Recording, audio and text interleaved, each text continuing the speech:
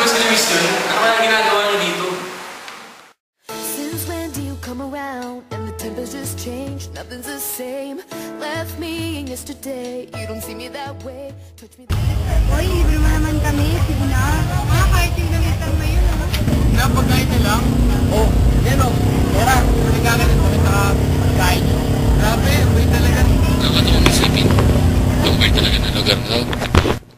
Sandang piso, kapagpasaya ng mga tao. Bagong umaga. Bilang na rin ang oras ko dito sa mundo. Kailangan ko pang kumita ng pera para mabayaran ang bahay na ito.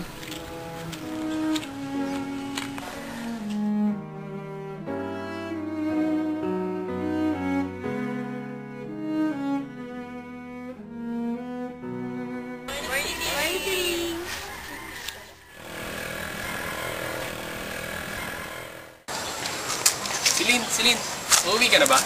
Oo eh.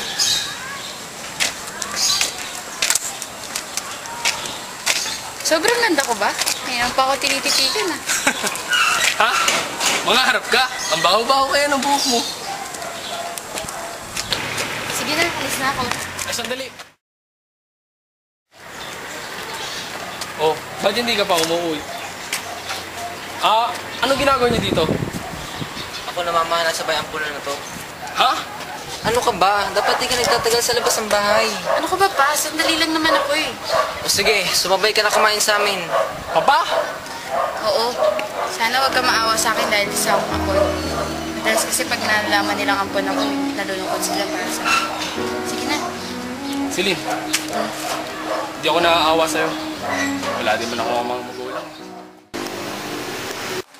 Pasukin mo! Pasukin niyo ako!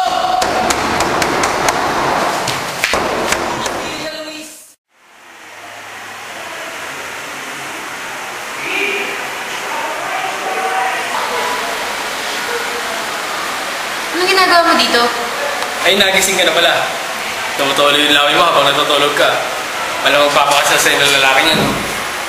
Ano nga ginagawa mo dito? Substitutes mga bulaklak mo. Wala kasi ako nakita eh. Maganda din naman ako, di ba? Alam mo na siguro yung sakit ko. Oo, anemia. Sabi ng doktor, magpahinga ka muna. Ako na lang magbabantay sa'yo.